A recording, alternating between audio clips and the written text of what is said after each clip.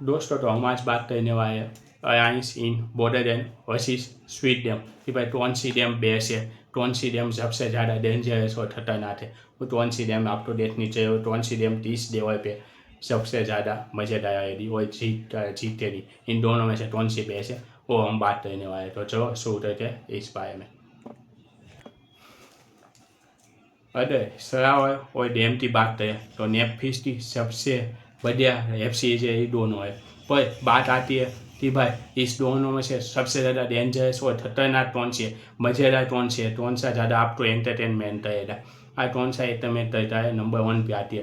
तो इसकी बात हम करते हैं कि भाई सबसे ज़्यादा लोकप्रिय और सवाल डैम तो दोनों है, पर सबसे ज़्यादा डेंजरस जिसमें आपको मज़ा आएगा, ट्विस्ट एंड टर्न्स देखने को मिलेगा। तो चलो शुरू करते हैं अब वो बारे में।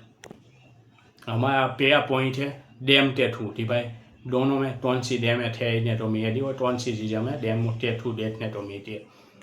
और इसमें डैम में आता है पहली स्वीट डैम। इसमें रूल्स बहुत सिंपल है, बहुत ही साधारण डैम है। हारने पे सीधी मौत हो जाती है। रूल्स बहुत सिंपल है पर पैसे बहुत ज़्यादा है और हाई लेवल का ट्विस्ट है और थोड़ा सा इमोशनल ड्रामा भी है इसमें। जहाँ पर अलायंस इन बॉर्डर डैम में बहुत ही अलग अलग प्रकार के डैम ठहरने को मिलता है। इस डैम में टीम वर्क, स्ट्रेटेजी, फिर माइंड डैम और साइकोलॉजी और बहुत सारी स्ट्रेटेजी देखने को मिलती है और हारने पे तुरंत मौत नहीं होती। वो समझने में ही मौत हो जाए। बहुत ही डर पे और बहुत ही समझदारी से डैम ठहरनी पड़ेगी।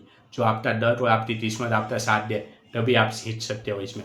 अब बात आती है कि डैम के पॉइंट ऑफ व्यू से कौन सी जीतती है। तो इसमें जीतती है alliance in the border dam.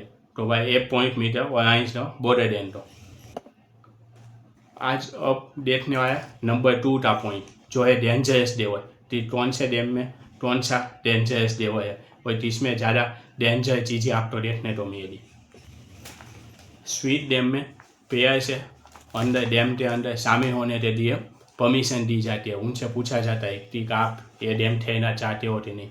और ये डैम एक ही जगह पे ठहरी जाती है। जबकि अलायंस डैम में पेयर से कोई भी सहमति नहीं दी जाती और ना ही उनको बताया जाता है कि भाई आपको ठहरना है कि नहीं ठहरना। अपने आप ये डैम कहीं पे भी कभी भी स्टार्ट हो जाती है, कहीं पे भी। और इसमें वीज़ा ख़त्म होते ही वहाँ पे उनको मार दिया जाता है। पूरी दुनिया ही डैम जोन में बदल जाती है। तो अब बात आती है कि डेंजरस लेवल पे विनर कौन है। डेंजरस लेवल पे विनर आएगा अलायंस इन बॉर्डर डैम। अब तीसरे पॉइंट की हम बात करने वाले हैं। तीसरा पॉइंट है सस्पेंस और ट्विस्ट। इसमें ज़्यादा देखने को मिलेगा। ये चीज़ें हमें कहाँ पे मजा दे दी। तो चलो बात करते हैं। स्वीट डैम में इमोशनल मोमेंट आपको बहुत देखने को मिलेगा और सोशल मैसेज भी बहुत ही मजबूत तरीके से दिखाया गया है। Alliance in the border dam में हर एपिसोड में आपको मिस्ट्री देखने को मिलती है और हर एपिसोड में बहुत सारे ट्विस्ट आते हैं और हर थिएटर का नया ट्विस्ट देखने को मिलता है। एक के बाद ट्विस्ट आते ही जाते हैं। ऐसा नहीं है कि भाई आप नॉर्मल समझ पाओगे, समझ में ही बहुत से दो इसमें मर जाते हैं। तो अब इसमें आती है सस्पेंस और ट्विस्ट में कौन जीतता है। तो इसमें भी जीतता है alliance in the border dam. अब चौथा पॉइंट हम बात करेंगे। हमारा चौथा पॉइंट है इमोशन कि भाई इमोशनल कौन सी है। स्वीट डैम के बहुत सारे चैप्टर के साथ आप बहुत ही आसानी से और जल्दी से अटैचमेंट हो जाओगे और इनके बहुत से ऐसे सीन है जो आपको रुला देंगे और आपको इमोशनल कर देंगे और आपको बहुत ही फील आएगी अपने जैसी। जबकि अलायंस इन द डैम में इमोशन तो है पर फोकस ज़्यादातर सवाल पे डैम पे। इमोशन तो छोड़ के डैम पे ज़्यादा फोकस दिया गया है। अब इसमें से विनर कौन है। तो इमोशन तो देते हैं, विनर आता है भाई स्वीट डैम जैसा नहीं।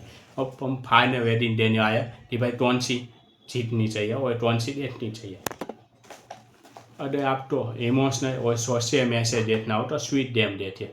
जबकि आपको माइंड ब्लोइंग ट्विस्ट देखना हो, बढ़िया तरीके का डैम देखना हो, डर देखना हो और मज़ेदार मसालेदार एंटरटेनमेंट देखना हो तो आपको देखना चाहिए alliance in the border dam.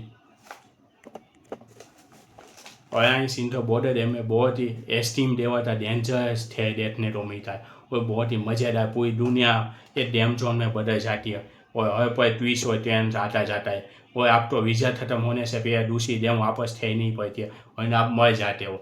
हवे डैम में सवार तो ना पड़ेगा। स्वीट डैम में आपको जीतने पे पैसा मिलेगा और आपको पैसों के लिए ठहरना पड़ेगा और जीतना पड़ेगा। जबकि अलायंस डैम में आपको जिंदा रहने के लिए ठहरना पड़ेगा, वहाँ पे कुछ पैसा नहीं मिलता। जो आप ठहरोगे नहीं तो वीज़ा खत्म होते ही आपको मार दिया जाएगा, उसी पर आप नहीं मरते और उस डैम में ही उसी पर मरते। तो ये इसमें डिफरेंस इतना ही देखने को मिलता है कि भाई स्वीट डैम में पैसे के लिए लोग वहाँ पे जाते हैं ठहरने के लिए और उनकी मर्जी से जाता है। जबकि अलायंस डैम में कोई पैसा नहीं है, वहाँ पे ज़बरदस्ती उसे उस दुनिया में खींच से दिया थे जहाँ पे डैम ठहरा जाता है, वहाँ पे उनको ठहरना ही पड़ता है और ना मर जाते हैं। वहाँ पे उनकी कोई परमिशन या कोई मर्जी नहीं जानी जाती, ठहरना ही पड़ेगा। तो ये डेंजरस डे हो ये आता है इसमें, ये सीन डे होता कि भाई अलायंस डैम में ये देखने को हमें मिलेगा।